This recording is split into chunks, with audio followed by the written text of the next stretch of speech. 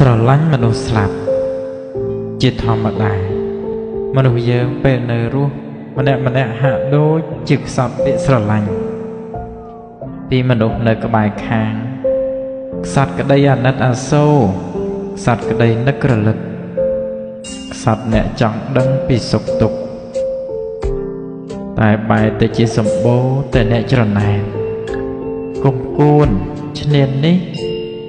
ប៉ុន្តែលុះដល់ពេលដែលរលត់ដង្ហើមឬស្លាប់បាត់ទៅក៏ស្រាប់តែឃើញមិត្តភក្តិបងប្អូនសាច់ញាតិដែលច្រើនគ្នាចេះតែនាំគ្នាលើករំលឹករឿងរ៉ាវអតីតកាល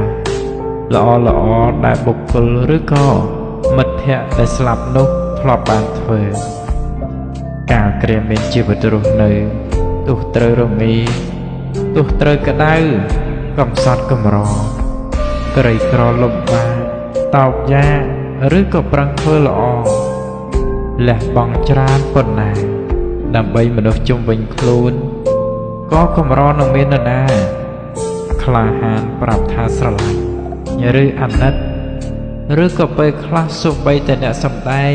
ចេញនៅទង្វើដែលប្រកបទៅដោយការគោរពស្រឡាញ់ក៏សឹងគ្មានផងព្រឹកល្ងាចឮតែគេបន្ទោសថាខុសកម្រនឹងត្រូវដល់ពេលស្លាប់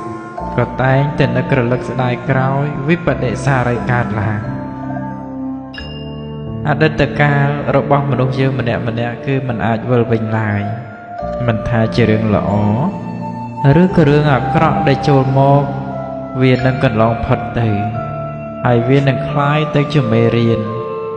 ដែលយើងបានរៀនអំពីអតីតកាលដែលខុសឆ្គងយើងត្រូវរស់នៅថ្ងៃនេះឲ្យបានល្អទើបសល់